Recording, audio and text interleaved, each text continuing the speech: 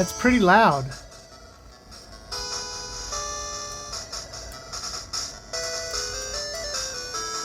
Oh my, Deadheads. That song, that music.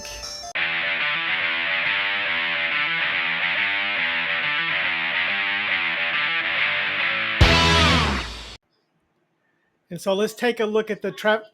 What's that, Jim? What? Breaking news. Drones.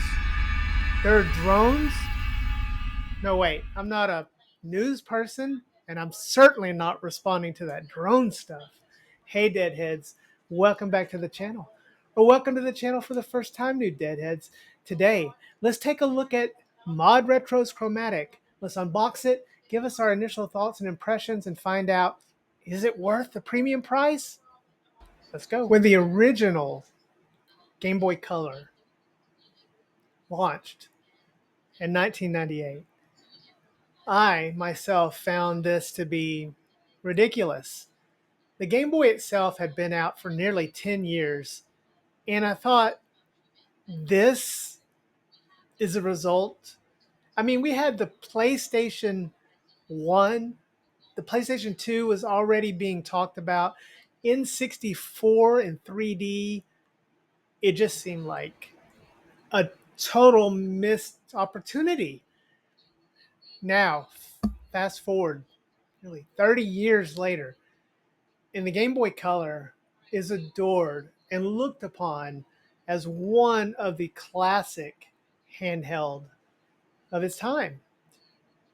In fact, so much that one man, Palmer Luckey, went on a mission to recreate the perfect clone.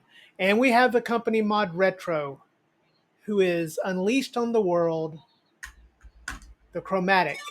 And we're going to take a look at it today and unbox it and give our first impressions on this unique metal point-to-point high resolution sapphire screen Game Boy Color FPGA. So remember to hit that like button and that notification bell so you never miss an episode of our content. And let's hop in and see what we think about this possibly overpriced Game Boy Color.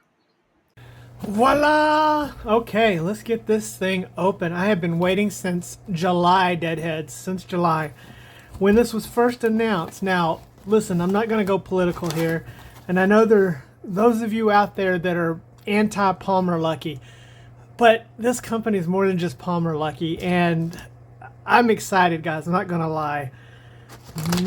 This is interesting. Look, there's some kind of sack. Paperless door pack, throw pack, reuse, reduce, recycle. I don't know. Oh, there she is, boys. There she is. And here's our little receipt here. Perfecto. Oh, and I've been waiting for this. So I'm very excited about this. One of the reasons that I'm excited about this is the aspect of new games that are being released. And I hope that this starts a whole entire cottage industry of third parties. I hope we get more games that are released. These cartridges, I think I've seen, are working on the Analogue Pocket as well. So more games is good for everyone, because after all, that is what we're here for, Deadheads, the games. So we did get the Tales of Monsterland DX right here. Nice packaging, nice box, Joel L. Games. It looks nice, but harkens back to the days when you could actually buy physical media. So this game is a village besieged by monsters, a mysterious tower, and a broken rope bridge. Save the village by uncovering the origin of these creatures, run, jump, and battle your way through a strange land. So, looking forward to trying this out. We'll do a different video reviewing this. Here's the box, and I gotta say, I had already seen the packaging online already. I didn't notice that this has sort of a see-through window to indicate the color, but this has that Lisa Frank vibe going on. You guys remember Lisa Frank in the 90s? So this is really cool, really awesome that they sort of have this. It feels like I'm back in junior high school or something like that. Even though when this came out, I was already an adult, this being the Game Boy Color. So we have the Chromatic Modretro. Here we go on the back, the ultimate cartridge-based handheld system. Comes with a new Tetris. I'm very excited about trying out the Tetris. A library of newly created games, compatible with Game Boy and Game Boy Color. Classic games with pixel level accuracy, custom sunlight readable display, sapphire crystal display cover, magnesium alloy shell, designed to last forever. Video out over USB. That's awesome. And challenge friends face to face using link cable powered by 2 AA batteries. So here it is, all nice and sealed up. And yeah, let's get this thing out of the box. All right, so fancy packaging. This has the packaging, it reminds me of Retroid, so it's a Retroid type box with the packaging, which I think is really cool. So you do have the magnetic lift here. Again, the little see-through window. There's so many nice touches, guys, on this box, this package. Yes, this is a premium product, and yes, you're paying a premium fee, but look, there's so much care put into this to just give it an experience. And oh, look at that as that opens up. The nostalgia is pouring out of me. A math quiz on Friday. I'd rather be playing my Chromatic. Homework, quick start guide, QR code. There's some math formulas here. Don't ask me to see if that math's correct. And then here's the unit. And oh, guys, this is just really, really nice. So, and I did purchase this myself. This was not sent to me. This is the unit I bought and purchased myself. And let's see what's underneath here. So we do have some modretro batteries, some AA batteries. So the really cool thing about this is I think there is a way to recharge these. Now these are alkaline, but I think you can use rechargeable batteries. Nothing under there. So a whole lot of space in there, and there's not much to it. I don't see a manual. I'm guessing the manual might be online to save space and time. But let's get these, when use these batteries here. Get this hooked up. So 3 AAA batteries powered by it. Again, you know, hearkening back to the days of nostalgia here, using actual batteries. And it comes with Tetris already installed, and this magnesium shell, guys, is something else. It's light. It's very, very light. You know, it just feels so solid. It just feels really, really just good. I mean, there's no triggers, and look at me sitting here trying to do triggers, but that's the beauty of this. And you can see it is the sapphire screen right there.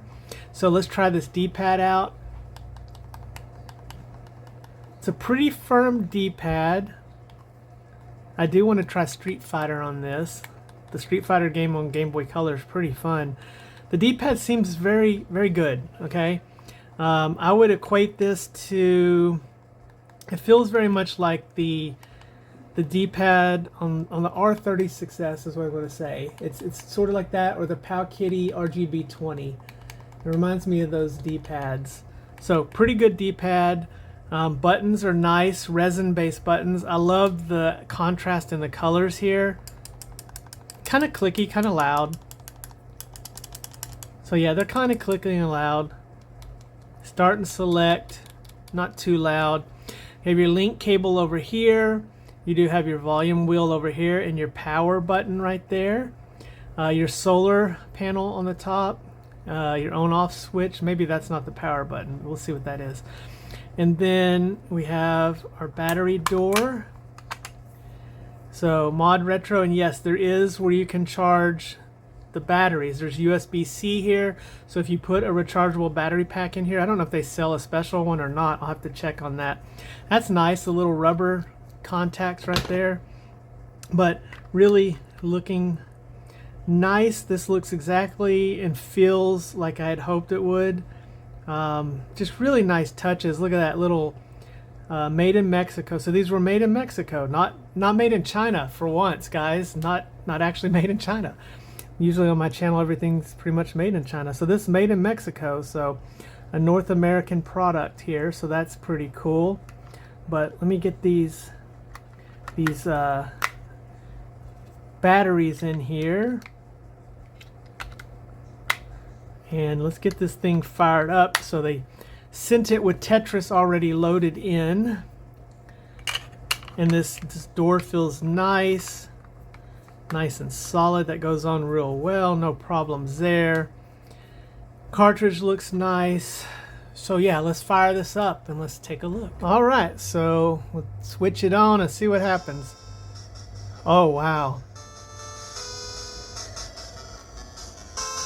That's pretty loud.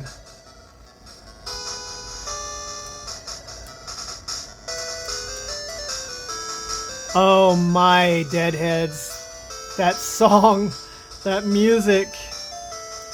You know, guys, some of you know I lost my mom this year, and the one game that she actually did love and play was Tetris, and I kind of was hoping I could, you know, take this over and show it to her, but this music is so nostalgia. And the wheel right there is perfect, the volume wheel, the placement of it. And I love the little touches of the first edition. I never know how to place that. Oh, I didn't place that very good, did I, Deadheads?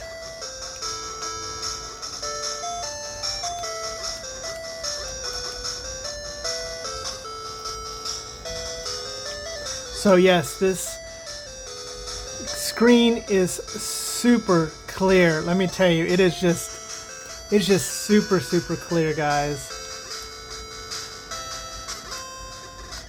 So this new Tetris is looking pretty good. Better than I'm playing. And let's see, is there a menu button? Maybe that's the menu button right there. Aha! So that's the menu button. Color core. I guess I should pause, huh? Maybe I should pause the game, otherwise I'm going to lose. Okay, so we do have a display, controls, system firmware. So I need to see, and look, FPGA version 16. I hope Open FPGA comes to this. Come on, modretro, let's get it going. Although there's no SD card though, is there? So frame blending and color correction, brightness. Let's do our frame blending. Player, home brightness. So you can do silent mode. That's kind of nice. Let's get it a little brighter. So pretty nice with that. And it did nice with the little pause there. Guys, my Tetris skills are lacking.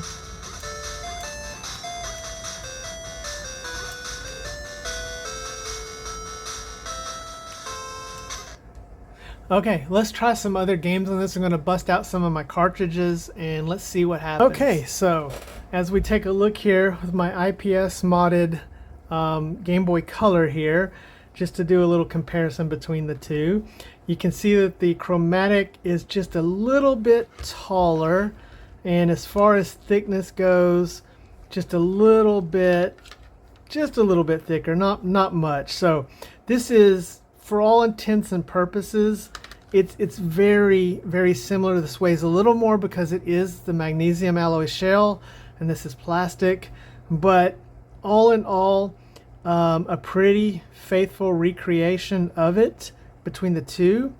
Again, we have buttons that just feel pretty good on both of these. And then the cartridges, and this is what I'm really excited about, these new cartridges. So modretro is going with this black look, and it does have their modretro logo on there, but other than that, it looks very similar on the cartridges. Nothing on the back, but they have the same sort of assembly structure. So these are using a very familiar shell. We have a little texture here, they have a little texture there. Enough differences to keep it out. But let's see how it plays this Game Boy game. So Castlevania Adventure. So let's put it in. Oh, so satisfying, guys. So satisfying. And let's just see what it looks like. Oh, that is gorgeous. So gorgeous. Just look at that screen, guys. Just so beautiful.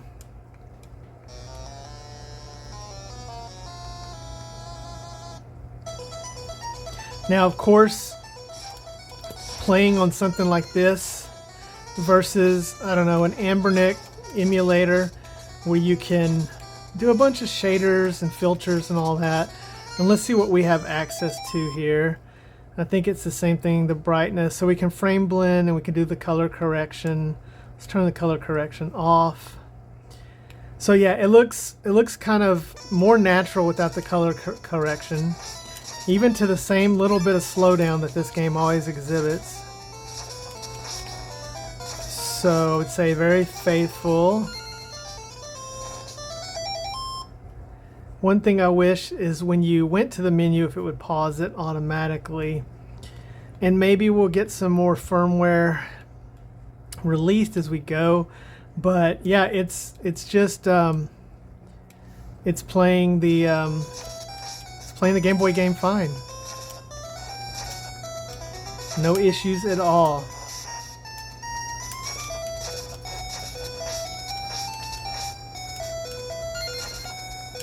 All right, let's try the, let's see how this handles working in the Game Boy Color.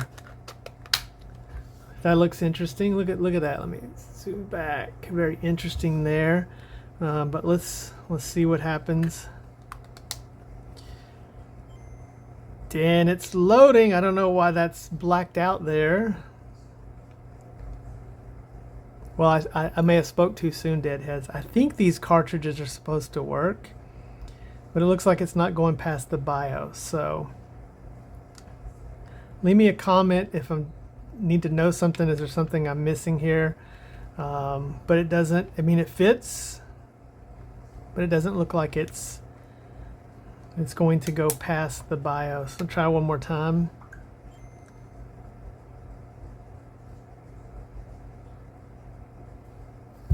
So all right, so we're going to say no, negative on that. Let me get a couple other games to test out, and let's. So the obvious question is, how is it going to stack up to Analogue's Pocket? Now, if you want to have metal, the Analogue Pocket Metal is ridiculously priced and was a limited run, so you're probably not going to be able to find one new unless it's being probably upselled. But let's see if it can handle modretro's cartridges. It did not work on my Game Boy Color, but let's just see what happens if we put it in our Analogue Pocket.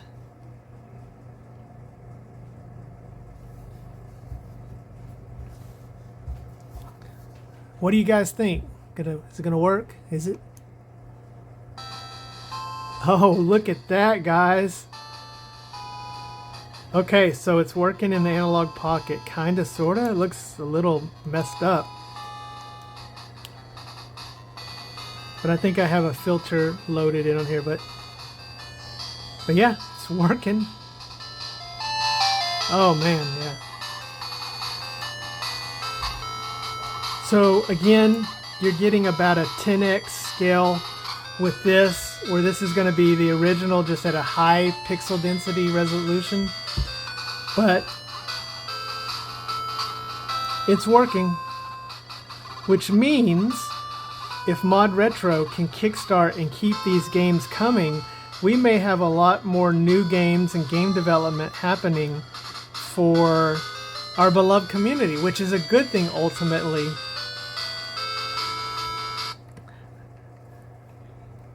Let's go and let's change the video display mode. Let's just go to the original DMG. Let's see what it looks like there. Yeah, it's not loading. Gosh, look at that, guys. That looks very interesting. And I don't think you can have it look like that on the modretro. So really interesting that these cartridges are going to load, which means, ta-da, this guy right here is going to play on my Analogue Pocket as well, which is very exciting to do that as well. Okay, let's get into some more games on the modretro, but we did test it out with the Analogue Pocket, and it is working with their cards, so that's good to know. Alright, let's keep the game going. Let's try a little Bionic Commando here. Let's see what we get with some Bionic Commando for the Game Boy Color. Am I going to have to blow on the cartridge? I might have to.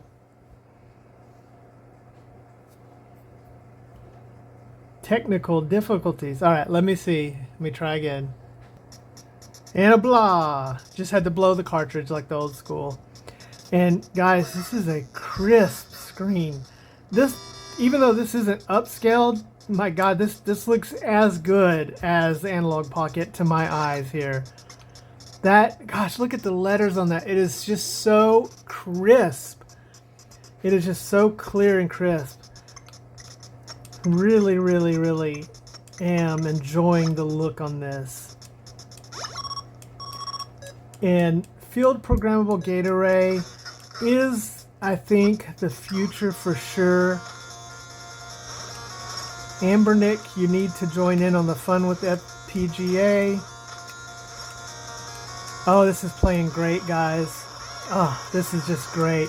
This thing feels solid in the hands, but not too heavy.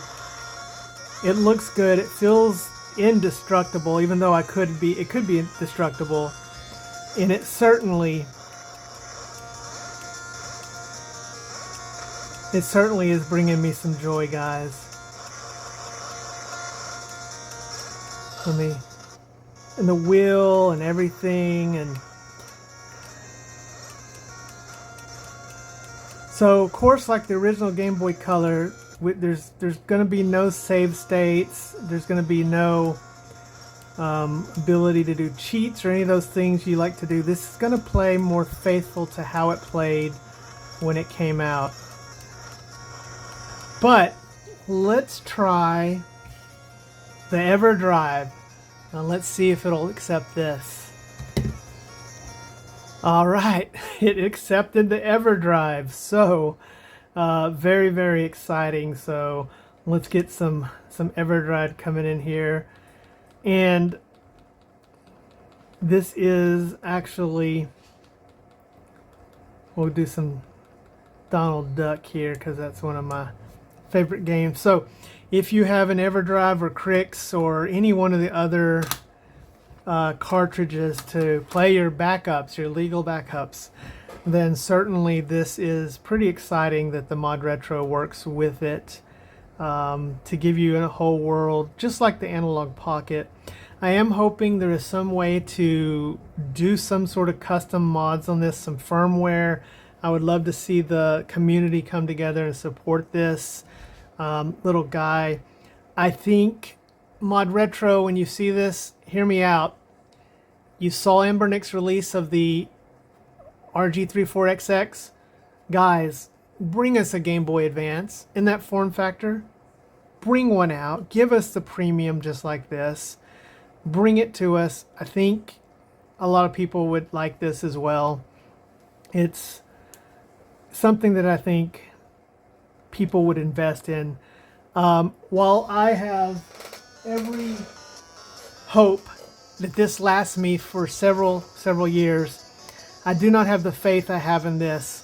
I really think that this thing is like a tank and is going to survive in just the way it's built. It's going to stick around. It's going to survive.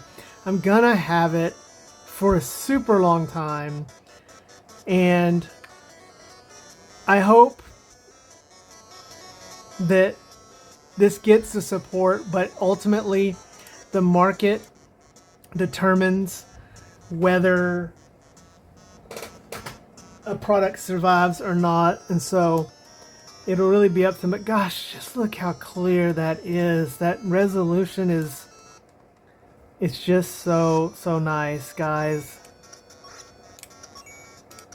This might be this might replace my Analogue Pocket as my favorite way to play Game Boy Color. Yep, this is good, guys. I can understand why everyone pushed back on the price tag of this, but I think you're getting something that will last a lifetime, something that's very well built. They did not rush this product. It's well built. It's not the perfect ideal Game Boy Color of a new remake that I would say. There's a few things like I would go with OLED screen. Also open FPGA would be nice, but for the asking price, I think you're getting a really cool product, guys. So we're gonna do some more testing on this and see if we can figure out any weaknesses. But in this unboxing and first review, guys, I've got to say I'm very satisfied with it. Again, I purchased this. This was not sent to me. I bought this as a potential fan, and I wasn't sure. And look, there's a lanyard hole. I wasn't sure how I would feel about this because $200 is a lot of money. But yeah, it's gorgeous, guys. It feels good. You know, I like quality things. I'm a collector, and this is one that's going to stay with me a very long time. I might even be playing this in the nursing home, guys. Who knows? So yeah, so that's our first look and unboxing at the modretro in leaf color. Stay tuned over the next few days as we do some more videos and I bring this out, and we'll do a review of this and the game itself. I'm going to see if I can start reviewing these releases. There's more launch releases coming out, and I'm excited to see if you guys are interested in seeing me play some of these games and review them. So remember to love your hugged ones and hug your loved ones, because tomorrow's never promised. We'll see you next time, Deadheads. Deadfred out.